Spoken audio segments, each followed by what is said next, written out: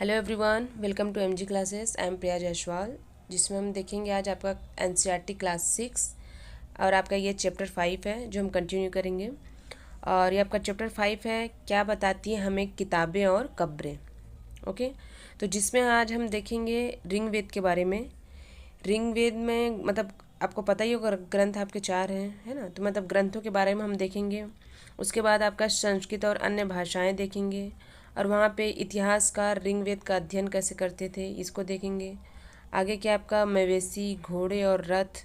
और इसमें आगे हम देखेंगे जो मरने के बाद लोगों को दफनाया जाता था, किस तरीके से दफनाया जाता था, क्या क्या चीज़ों का इस्तेमाल किया जाता था। ठीक है, ये सब चीज़ों को हम देखेंगे।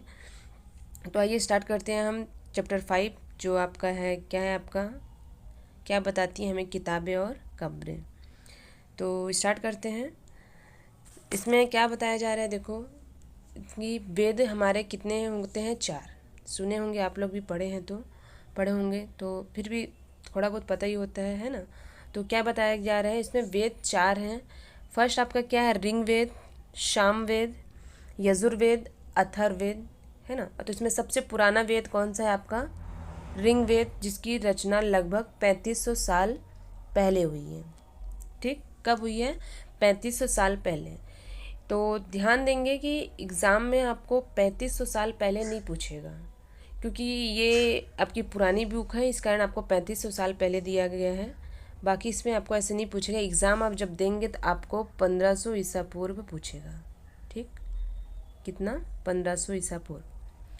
तो आप ध्यान देंगे, आपका जो फर्स्ट चैप्टर है उसमें आपको बताया गया है पूरा डिटेल कि ईसा पूर्व किसको बोलते हैं, किसको नहीं बोला जाता है। ये सब चीज़ें आपको डिटेल समझनी है, तो आप जो आपका फर्स्ट चैप्टर है आप उसको देखेंगे, तभी चीज़ें आपको धीरे धीरे धीरे धीरे समझ आएंगी। क्योंकि जो एनसीईआरटी बेसिस पुस्तकें हैं उसमें ये सब चीज़ों को ऐसे ही लिया गया है। इसीलिए मैं हमेशा से बोलती हूँ, कोई भी चैप्टर आप पढ़ते हो तो फर्स्ट चैप्टर पढ़ो, क्योंकि उसमें क्या होता है, बेस होता है, उसमें चीज़ें क्लियर होती है। स्पेशली क्लास 6 की जो एनसीईआरटी है उसमें फर्स्ट चैप्टर में आप देख लीजिए, ये सब चीज़ें आपको ईजी लगेंगी तब। ओके, तो आइए स्टार्ट करते हैं। क्या बोला जा रहा है इसमें, ऋग्वेद, सामवेद, यजुर्वेद तथा अथर्ववेद। सबसे पुराना वेद कौन सा आपका, ऋग्वेद है, जिसकी रचना कब हुई है, 3500 साल पहले, यानी 1500 ईसा पूर्व। आप ध्यान देंगे, ठीक है। ऋग्वेद में 1000 से ज़्यादा प्रार्थनाएं हैं, ये ध्यान देंगे, ये भी पूछा जाता है एग्ज़ाम में। ऋग्वेद में कितनी प्रार्थनाएं हैं, तो 1000 से ज़्यादा प्रार्थनाएं हैं, जिन्हें सूक्त कहा गया है। ओके, क्या कहा गया है, सूक्त। एक आपको 3500 जो आपका 1500 ईसा पूर्व है। सेकंड आपका क्या है, ऋग्वेद में 1000 से ज़्यादा प्रार्थनाएं हैं ये। थर्ड आपका क्या है, सूक्त कहा गया है। ओके, और वेद कितने होते हैं, तो 4। ये आप अच्छे से ध्यान देंगे, ठीक है। सूक्त का मतलब क्या है, अच्छी तरह से बोला गया। ये विभिन्न देवी देवताओं की स्तुति में रचे गए हैं। इनमें से 3 देवता बहुत महत्वपूर्ण हैं। सबसे पहले आपका कौन है, अग्नि, इंद्र और सोम। ओके, अग्नि आग के देवता हैं, इंद्र युद्ध के देवता हैं, और सोम एक क्या है, पौधा है, जिसमें एक खास पेय बनाया जाता था। ओके, आगे देखते हैं क्या है। वैदिक प्रार्थनाओं की रचना ऋषियों मुनियों ने की है, ठीक है। कौन किया है, तो ऋषियों ने की है। आचार्य विद्यार्थियों को इन्हीं अक्षरों, शब्दों और वाक्यों में बांटकर श्वासर, यानी इसको क्या करते थे, कंठस्थ करवाते थे, पढ़ाते थे, याद करवाते थे। ओके, उसके बाद क्या है, अधिकांश सूक्तों की रचयिता सीखने और सिखाने वाले पुरुष होते थे। कुछ प्रार्थनाओं की रचना महिलाओं ने भी की है। ऋग्वेद की भाषा प्राकृतिक भाषा होती है, ठीक। क्या, कौन सी भाषा थी, प्राकृतिक संस्कृत या वैदिक संस्कृत कहलाती है। प्राकृतिक भाषा, ऋग्वेद की भाषा क्या है, प्राकृतिक संस्कृत या वैदिक संस्कृत कहलाती है। ओके, तुम स्कूल में जो संस्कृत पढ़ती हो उससे यह भाषा थोड़ी सी क्या होती है, भिन्न है। मतलब जो हम स्कूल में संस्कृत पढ़े हैं, ये आपके 9th में, 10th में, 6 में, 7 में, ये सब जो संस्कृत है आपका, ये काफ़ी डिफरेंट है ये संस्कृत से। ये थोड़ी सी हार्ड होती है आपकी, टफ होती है, जो हमें समझ में नहीं थी। मतलब एक ही लाइन में लिखा होता है, मतलब ऊपर का जो बॉर्डर होता है, लाइनिंग होता है, वो सब एक ही में होता है, तो वो हमें समझ में नहीं आता है। जो हमारे बुक में होता है वो क्या होता है आपका, बीच बीच में ऐसे होता है, देखो ऐसे ऐसे ऐसे। और इन लोग के क्या होती है संस्कृत, ऐसे एक लाइन में, और यहाँ पे जो भी लिखा हो ऐसे ऐसे, तो ये पढ़ने, इसको तो आप इजीली पढ़ लोगे, बट इसको पढ़ना थोड़ा मुश्किल होता है ना। तो आइए देखते हैं आगे क्या बोला गया इसमें। संस्कृत और अन्य भाषाएं। संस्कृत और अन्य भाषाएं क्या है इसमें? संस्कृत भाषाएं भारोपीय यानी भारत और यूरोपीय, ठीक है, भारत और यूरोपीय भाषा परिवार का हिस्सा है। तो भारत की कई भाषाएं जैसे असमिया, गुजराती, हिंदी, कश्मीरी और सिंधी, एशियाई भाषाएं जैसे फ़ारसी तथा यूरोप की बहुत सी भाषाएं जैसे अंग्रेजी, फ़ारसी, जर्मन, यूनानी, इतालवी, स्पेनिश आदि इसी परिवार से जुड़ी हुई हैं। उन्हें एक भाषा परिवार इसलिए कहा जाता है क्योंकि आरंभ में उनमें कई शब्द एक जैसे थे, ठीक है। मतलब आपको इसमें क्या बोलते हैं, एक भाषा परिवार इसलिए बोला जाता है, मतलब जो भी शब्द हैं चाहे जर्मन हो, यूनानी हो या फ्रांसीसी हो, कोई भी हो, मतलब उनकी भाषा क्या है, कुछ न कुछ मतलब मिली जुली है, कुछ न कुछ क्या होता है इसमें मिलता जुलता है भाषा, कुछ न कुछ जुड़ती हैं। आप चाहे आपका यूरोपी ले लो, चाहे आपका असमिया ले लो, गुजराती ले लो, हिंदी ले लो, कश्मीरी ले लो, कोई भी भाषा हो उसमें कुछ कुछ शब्द क्या होते हैं मिलते जुलते हैं, तभी क्या बोलते हैं इनको एक भाषा परिवार कहा जाता है। उदाहरण के लिए आप ले सकते हो, एग्जाम्पल के लिए बताया गया इसमें, जैसे मातृ, संस्कृत में मातृ बोला जाता है, हिंदी में माँ और अंग्रेज़ी में मदर। तो ये चीज़ें क्या है देखो थोड़ी थोड़ी मिलती जुलती हैं, इसीलिए इसको क्या बोला जाता है एक भाषा परिवार। उपमहाद्वीप में दूसरी भाषा परिवारों की भी भाषाएं बोली जाती हैं। उपमहाद्वीप में दूसरे भाषा परिवारों की भी क्या बोली जाती है भाषा बोली जाती है। उदाहरण के लिए पूर्वोत्तर प्रदेशों में तिब्बत बर्मा परिवार की भाषाएं बोली जाती हैं। कहाँ पे? पूर्वोत्तर प्रदेशों में तिब्बत बर्मा की परिवार की भाषाएं बोली जाती हैं, जिसमें तमिल, तेलुगु, कन्नड़, मलयालम, द्रविड़ भाषा परिवार की भाषाएं सम्मिलित होती हैं। जबकि झारखंड और मध्य प्रदेश की कई हिस्सों में बोली जाने वाली भाषाएं ऑस्ट्रो एशियाटिक परिवार से जुड़ी हुई हैं। इसको आप ध्यान देंगे। झारखंड और मध्य भारत, ओके, झारखंड और मध्य भारत के कई हिस्सों में बोली जाने वाली भाषा ऑस्ट्रो एशियाटिक परिवार से जुड़ी हुई है, ओके। इसको आप ध्यान देंगे। क्या है आपका ये संस्कृत और अन्य भाषाएं। हम जब इन किताबों को पढ़ते हैं वे लिखी और छापी गई हैं। जब ये जैसे हम इसको पढ़ रहे हैं तो क्या इसमें ये लिखी गई हैं, छापी गई हैं। ऋग्वेद का एक उच्चारण किया जाता था और श्रवण किया जाता था, ना कि उसको पढ़ा जाता था, ठीक है। मतलब उस समय क्या होता था, अभी क्या है आपको जो बुक मिलती हैं वो या तो वो लिखी गई हों या वो प्रिंट गई होती हैं, ऐसी चीज़ें हम मतलब ऐसी बुक्स हमें मिलते हैं। पहले क्या होता था, ऋग्वेद का उच्चारण किया जाता था और श्रवण किया जाता था, ना कि पढ़ा जाता था। सामने ऋषि मुनि पढ़ाते थे, ऋषि, और सामने वाला क्या करते थे उसको सुनते थे, ओके। रचना के कई सदियों बाद इसे पहली बार लिखा गया। इसे छापने का काम तो मुश्किल से 200 साल पहले हुआ है। कब? 200 साल पहले। आगे देखते हैं क्या है। इतिहासकार ऋग्वेद का अध्ययन कैसे करते थे। जो इतिहासकार थे वो ऋग्वेद का अध्ययन कैसे करते थे। इतिहासकार क्या बोला जा रहा है, पुरातत्ववेत्ताओं की तरह ही अतीत के बारे में जानकारी इकट्ठी करते थे, लेकिन भौतिक अवशेषों के अलावा वे लिखित स्रोतों का भी उपयोग करते हैं। आगे देखते हैं कि ऋग्वेद का अध्ययन कैसे करते हैं। ऋग्वेद के कुछ सूक्त वार्तालाप के रूप में हैं। विश्वामित्र नामक ऋषि और देवियों के रूप में पूजित 2 नदियों व्यास और क्या है आपका सतलुज के बीच यह संवाद एक ऐसे ही सूक्त का अंश है, ठीक है। आगे देखते हैं इसमें, जिसमें क्या है, ऋग्वेद की पांडुलिपि का एक पन्ना है। देखिए इसमें, हाँ, ऋग्वेद का क्या है, पांडुलिपि का एक पन्ना है जिसमें भुज वृक्ष की छाल पर लिखी गई यह पांडुलिपि तैयार की गई है। कश्मीर में पाई गई थी ये।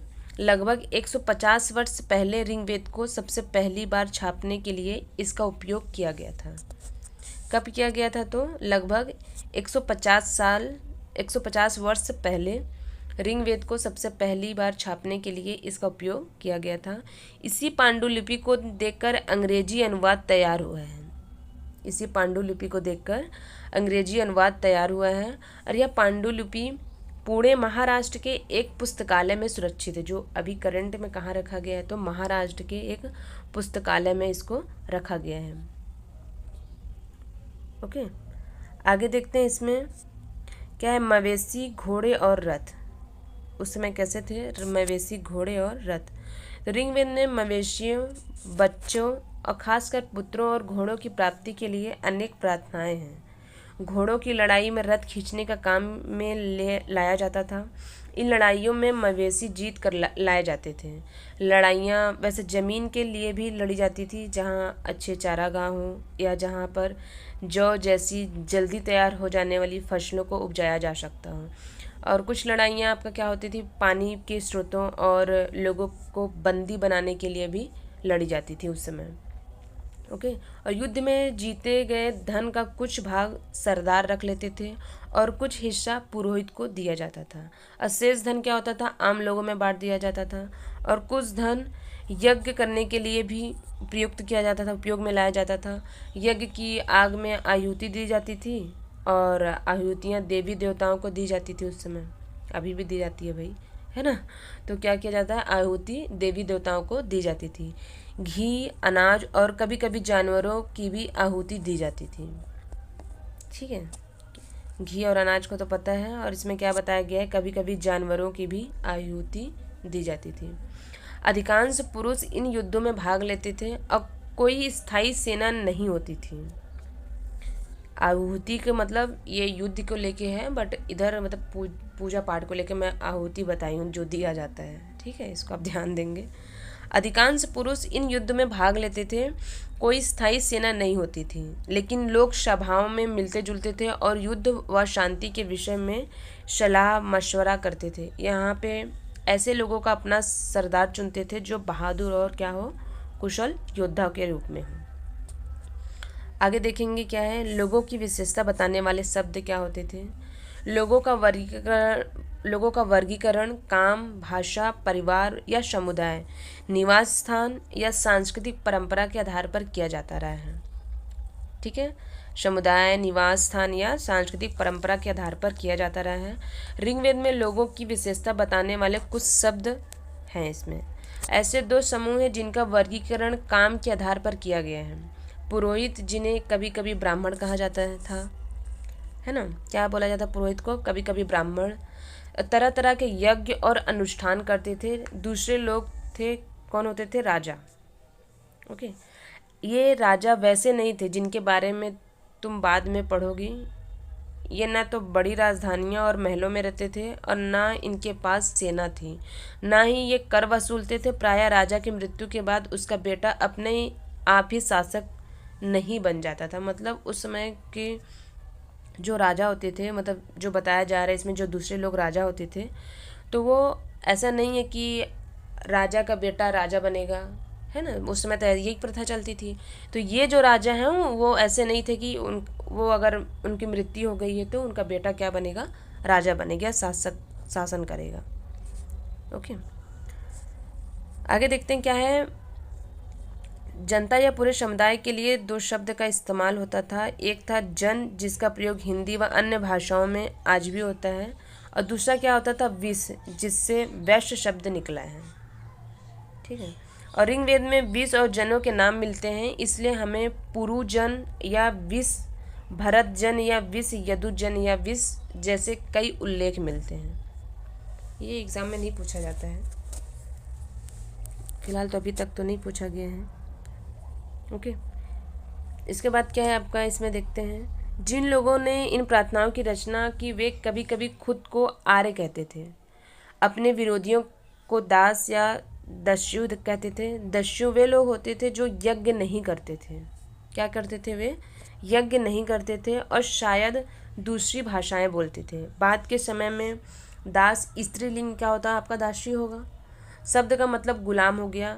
दास वे स्त्री और पुरुष होते थे जिन्हें युद्ध में बंदी बनाया जाता था। जैसे युद्ध हुआ और सामने वाला युद्ध हार गया तो उन्हें क्या किया जाता था, बंदी बनाया जाता था, और उसके बाद उनको अपना दासी बना लिया या दास बना लिया जाता था। उनके मालिक की जायदाद माना जाता था।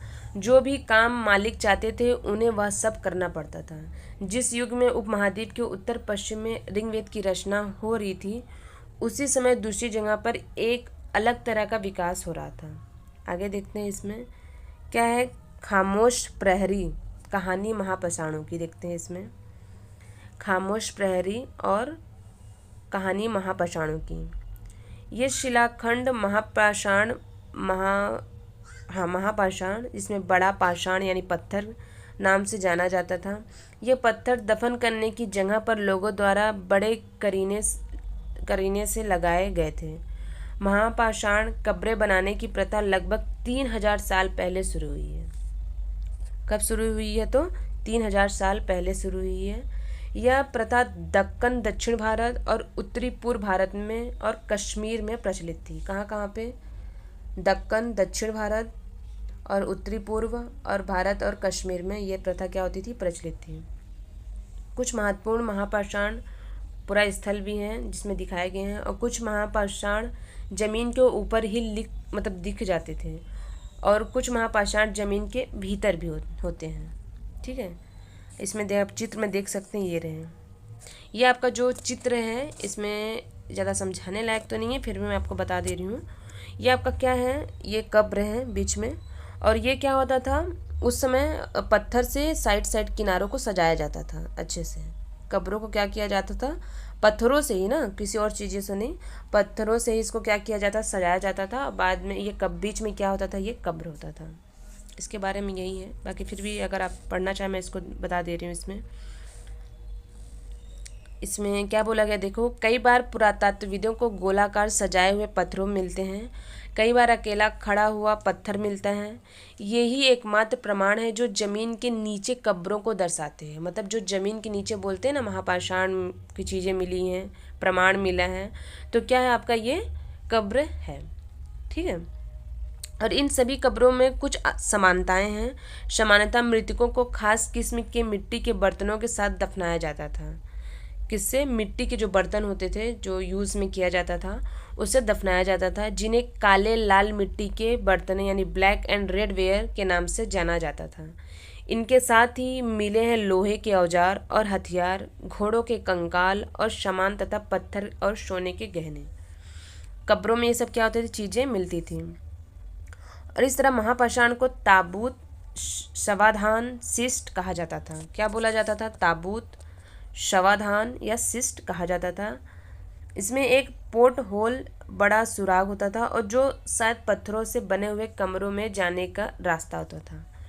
मतलब जो पत्थरों से बना हुआ कमरा है वहाँ से एक होल होता था जिससे वहाँ से जाया जा सके। ठीक है, आगे क्या देखते हैं। हड़प्पा के शहरों में लोहा का प्रयोग। ठीक, इसमें क्या क्या चीज़ें मिली हैं उसमें देखो। महापाषाण कब्रों से मिले हैं लोहे के सामान। जाहिर सी बात है, अगर सामान मिला है तो यूज़ में रहा होगा, है ना, तभी ये चीज़ें आपको मिली हैं। क्या बोला गया? महापाषाण कब्रों से मिले हैं लोहे के सामान। बाईं ओर आपका क्या है? घोड़े के लिए सामान। नीचे बाईं ओर क्या आपका? कुल्हाड़ी है, कुल्हाड़ी है, और नीचे एक कटार है। ये आपका क्या है? ये आपका कटार है जो आपका मिला है। ये सब चीज़ें आपको नीचे मिली हैं। ओके, उसके बाद क्या है? अगर आपको पूछा जाएगा महापाषाण में ये सारी चीज़ें मिलती थी, लोहे के सामान मिलते थे, यस, आपको ये सब चीज़ें हड़प्पा के शहरों में क्या होती थी? ये सारी चीज़ें आपको मिलती थी। ठीक है, आगे देखते हैं कि आपका लोगों के सामाजिक असमानताओं के बारे में, मतलब उस समय असमानताएं कैसी थी। तो पुरातात्विद यह मानते हैं कि कंकाल के साथ पाई गई चीज़ों में मरे हुए व्यक्ति की ही रही होंगी। कंकाल जो थे वो क्या हो सकते हैं? व्यक्ति की ही रही होंगी जो मरे होंगे। कभी कभी एक कब्र की तुलना में दूसरी कब्र में ज़्यादा चीज़ें मिलती हैं। मतलब एक कब्र में कम हुआ, दूसरी कब्र में कुछ ज़्यादा चीज़ें जो डाली गई होंगी वो चीज़ें मिली हैं। यहाँ एक व्यक्ति की कब्र 33 सोने के मनके और शंख पाए गए हैं। जो एक कब्र है उसमें क्या पाया गया है? 33 सोने के मनके और कब्र पाए गए हैं। और दूसरे कंकालों में क्या पाए गए हैं आपके? तो सिर्फ मिट्टी के बर्तन ही पाए गए। एक में 33 सोने के मनके पाए गए हैं, दूसरे में क्या है? मिट्टी के सिर्फ बर्तन पाए गए। मतलब उसमें असमानताएं कैसे होती थी? ऐसे होते जैसे एक होंगे भाई जो बड़े होंगे, जो पैसे वाले होंगे, असमानताएं शुरू से चली आ रही हैं, ऐसे नहीं कि जो अभी करंट में चीज़ें चल रही हैं असमानताएं अब निकली, नहीं, ये पुराने समय से ही आपके बीच में रही हैं। ठीक है, तो क्या बोला गया है, 33 सोने के मनके और दूसरे कंकाल में सिर्फ मिट्टी के बर्तन ही पाए गए हैं। यह दफनाए गए लोगों की सामाजिक स्थिति में भिन्नता को दर्शाता है। कुछ लोग अमीर थे तो कुछ लोग गरीब थे, और कुछ लोग सरदार थे तो दूसरी अनुयायी थे। मतलब क्या है, जो अमीर लोग थे वो 33 सोने के मन के, या उनको जो चीज़ें अच्छी लगती, मतलब जो उनको पसंद होते थे और उनकी जो चॉइस होती थी उस समय, मतलब जो यूज़ करते थे, उनके पसंदीदा चीज़ों को क्या किया जाता था, कब्र में डाला जाता था। और जो गरीब होते थे वो अपने अनुसार डाला करते थे।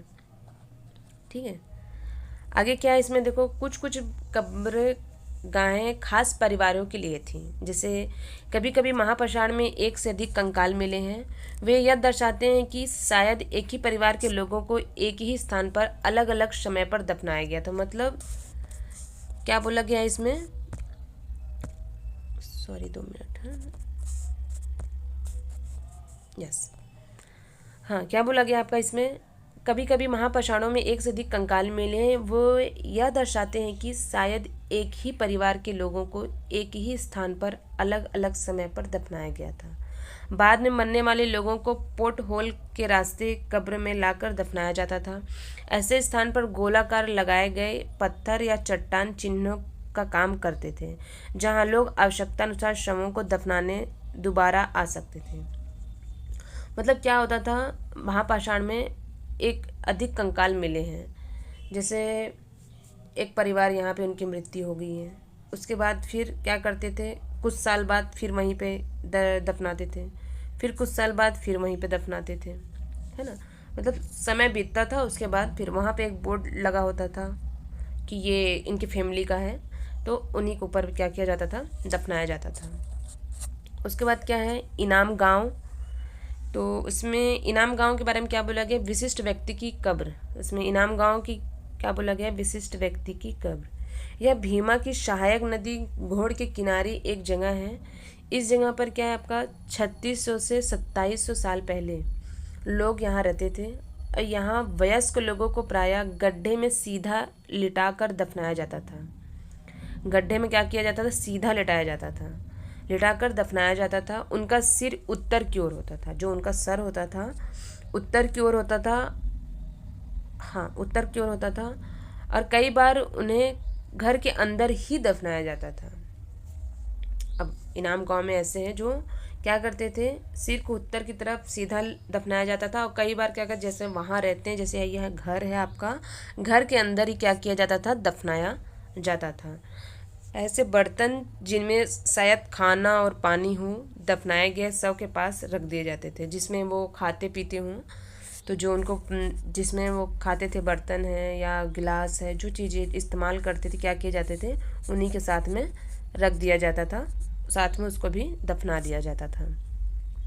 जैसे एक आदमी को 5 कमरों वाले मकान के आंगन में 4 पैरों वाले मिट्टी के एक बड़े से संदूक में दफनाया गया था। बस्ती के बीच में बसा यह घर गांव के सबसे बड़े घरों में एक था। इस घर में एक अनाज का गोदाम भी था। शव के पैर मुड़े हुए थे। भाई ये उस समय के, मतलब जैसे वो लोग भाई करते थे उस समय, है ना, चीज़ें हैं। कंकालों का अध्ययन हम नहीं देखेंगे इसमें, ऐसे कोई क्वेश्चन तो नहीं आता है कि क्वेश्चन इसमें आए जो कि हम पढ़ें कि कंकालों का अध्ययन करें कि 2000 साल पहले चरक नाम के एक प्रसिद्ध वैद्य थे। हाँ ये देख सकते हैं आप, ठीक है। क्या है, आज से लगभग 2000 साल पहले चरक नाम के प्रसिद्ध वैद्य हुए थे। उन्होंने चिकित्सा शास्त्र पर चरक संहिता नाम की किताब लिखी है। ठीक है, जैसे जो आयुर्वेद के जो डॉक्टर होते हैं, उनके जब भी आप उनके मुंह से सुनेंगे, जब वो मेडिसिन के बारे में बताते हैं या कुछ भी बताएंगे, तो वो ज़रूर ये चीज़ें बताते हैं कि उन्होंने चिकित्सा शास्त्र पर चरक संहिता नाम की एक किताब लिखी। वे कहते हैं कि मनुष्य के शरीर में 360 क्या है ये हस्तियाँ होती हैं, हड्डियाँ होंगा, और आधुनिक 107 होती हैं। इसको अब छोड़ दो, क्या है मुझे समझ नहीं आ रहा है क्या है ये। यह आधुनिक शरीर रचना के 206 सॉरी हड्डियाँ ही हैं, बट चीज़ें समझ नहीं आ रही हैं इसमें। ठीक है, क्या बोला गया इसमें, चरक संहिता में क्या बताया गया है कि कम से कम 2000 साल पहले चरक नाम के प्रसिद्ध वैद्य हुए थे। उन्होंने चिकित्सा शास्त्र पर चरक संहिता नाम की किताब लिखी है। ये क्लियर है। अब वे कहते थे कि मनुष्य के शरीर में 360 हड्डियाँ होती थी। ये बुक में लिखा गया है ना, क्या है, 360 हड्डियाँ होती थी। और यह आधुनिक शरीर में रचना विज्ञान में कितना बताया गया है, 206, जो काफ़ी ज़्यादा है। संभवतः चरक ने अपनी गिनती में दांत और हड्डियों के जोड़ और कार्टिलेज को जोड़कर यह संख्या बताई थी। बाकी क्वेश्चन नहीं आते हैं, देख लीजिएगा आप, बाई चांस आ जाए तो कोई भरोसा नहीं है ना। तो हम देखते हैं इसमें क्या है, इनाम गांव के लोगों के काम धंधे कैसे होते थे, देख लेते हैं। तो इनाम गांव में पुरातत्वविदों को गेहूँ, जौ, दाल, बाजरा, मटर और तिल के बीज मिले हैं। कई जानवरों की क्या मिली, हड्डियां भी मिली हैं। और कई हड्डियों पर काटने के निशान से यह अंदाज़ा होता था कि लोग इन्हें खाते होंगे। जैसे मतलब जो नॉनवेज खाते हैं वो मतलब हड्डी होगा, अब जब आप खा रहे होंगे तो उसमें दांत के क्या होते थे, वो निशान पड़े होंगे जब वो लोग खा रहे होंगे तो, ठीक है, दांत के निशान पड़े होंगे, इसके बाद डाला गया उसमें। तो वही बताया गया है, बाजरा, मटर, चावल, गेहूँ, जौ, तिल और इसके बीज मिले हैं। और कई जानवरों की हड्डियाँ भी मिली हैं। और कई हड्डियों पर काटने के निशान से यह अंदाज़ा होता है कि लोग इन्हें खाते भी रहे होंगे। गाय, बैल, भैंस, बकरी, भेड़, कुत्ता, घोड़ा, गधा, सुअर, सांभर, चितकबरा, हिरण, कृष्ण मृग, खरहा, नेवला, चिड़िया, घड़ियाल, कछुआ, केकड़ा और मछली की हड्डियां भी पाई गई हैं। ऐसे साक्ष्य मिले हैं और कि बेर, आंवला, जामुन, खजूर और कई तरह की रस भरियाँ एकत्र की जाती थी। तो मतलब ये सारी चीज़ें क्या हुई हैं, इनाम गांव में मिली हैं। जो उस समय क्या करते थे लोग, इस चीज़ का धंधा करते थे, तभी तो चीज़ें मिली है ना, इस्तेमाल करते थे, यूज़ में लाते थे। तो ये सारी चीज़ें क्या हुई हैं, मिली हैं। ठीक है, तो आगे देखते हैं क्या है इसमें। ये एक है एटलस में चीन बताया गया, जिसमें 3500 साल पहले हम यहाँ की लेखन कला के सबसे पुराने उदाहरण पाते हैं। तो क्या बोला इसमें, यहाँ जानवरों की हड्डियों पर लिखा गया था। इन्हीं भविष्यवाणी करने वाली हड्डियों को कहा जाता था, क्योंकि यह मान्यता था कि भविष्य बताती है। राजा लोग लिपिकारों से इन हड्डियों पर सवाल लिखवाते थे, क्या वे युद्ध जीत पाएंगे कि नहीं जीत पाएंगे, या फसलें अच्छी होंगी कि नहीं होंगी, पुत्र होंगे या नहीं होंगे। फिर इन हड्डियों को आग में क्या करते थे, डाल दिया जाता था, जहाँ इनमें गर्मी से चटक कर दरारें पड़ जाती थी। और भविष्यता इन दरारों पर बड़े ध्यान से देखकर भविष्यवाणी करने की कोशिश करते थे। जैसे शायद हम भी सोच रहे होंगे कि भविष्य में कभी कभी गलती भी करते थे, है ना। ये सब चीज़ें आप देख सकते हैं इसमें चित्र में, ये रहे, है ना। तो जैसे ये राजा शहरों में महल बनाकर रहते थे, उन्होंने क्या बोला इसमें, बेशुमार दौलत इकट्ठा कर ली, और जिनमें बड़े बड़े नक्काशी किए हुए कांसे के बर्तन शामिल थे, लेकिन वे लोहे का इस्तेमाल करना नहीं जानते थे। तो उसमें क्या करते थे लोग, लोहे का इस्तेमाल करना नहीं जानते थे, ये देखेंगे, ठीक है। बाकी आगे आपका क्वेश्चन है जो आप बनाएंगे, ठीक है, जो आपके एग्ज़ाम में एनसीईआरटी में जो आपका दिया जाता है साइड में, पहले भी बोली हूँ, आप इसको ध्यान दिया करो। वेद के प्रारंभ में लगभग कितना, 3500 साल, यानी आपकी क्या है, आपका 1500 ईसा पूर्व, इसको ध्यान देंगे। और आप फर्स्ट चैप्टर देखेंगे अच्छे से, तभी चीज़ें आपको समझ आएंगी, पहले बता दे रही हूँ आपको, ठीक है। उसके बाद महापाषाणों के निर्माण की शुरुआत कब हुई है, 3000 साल पहले हुई है। इनाम गांव में कृषकों का निवास 3600 से 2700 साल पहले हुआ है। कब हुआ है, तो इनाम गांव में कृषकों का निवास 3600 से 2700 साल पहले। चरक लगभग 2000 साल पहले आया, ठीक। आप चरक को ध्यान देंगे, जो आपके एग्ज़ाम में ये पूछा जाता है। बाकी क्वेश्चन आप बनाएंगे, आई होप आप लोग बना लेंगे, क्योंकि इस ज़्यादा टफ है नहीं। अगर आप अच्छे से पढ़ेंगे आप तुरंत बनाएंगे इसको, ठीक है। प्रैक्टिस करेंगे तो चीज़ें याद भी रहती हैं, ठीक है। तो आप चरक संहिता को ध्यान देंगे। चरक संहिता कब आया था, उसमें 2000 साल पहले आया था। ठीक है, तो ये सब चीज़ें आप ध्यान देंगे। अगर आपको कंकाल के बारे में भी पढ़ना है तो आप देख सकते हैं, इसमें ज़्यादा कुछ है नहीं इसमें, देखो देख लो, इसमें कोई वो नहीं है, बाकी समझने के लिए ज़रूरी है ये भी। क्या बोला गया, देखो छोटे आकार के आधार पर एक बच्चे के कंकाल को आसानी से पहचाना जा सकता था, लेकिन एक बच्चे और बच्ची के कंकाल के बीच कोई बड़ा फर्क नहीं होता है।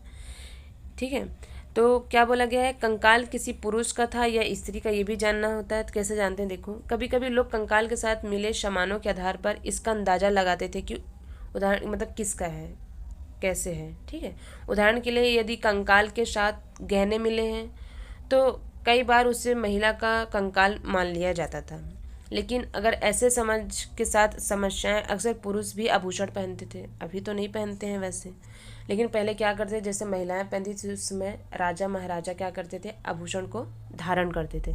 फिर भी क्या होता था, उस समय कन्फ्यूजन होता था कि ये पुरुष का है या महिलाओं का है।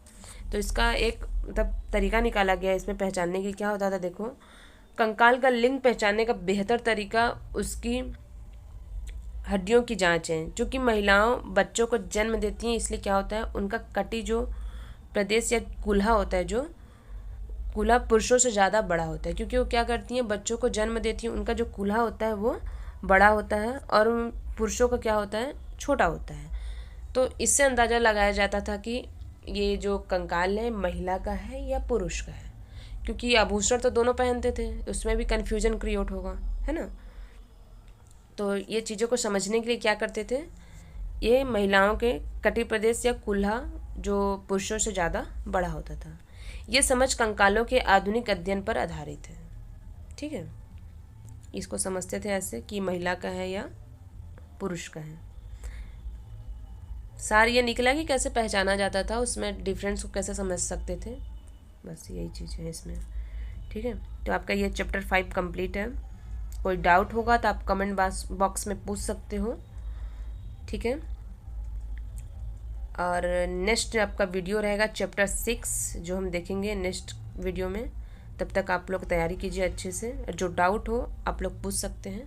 ठीक है, ओके, थैंक यू।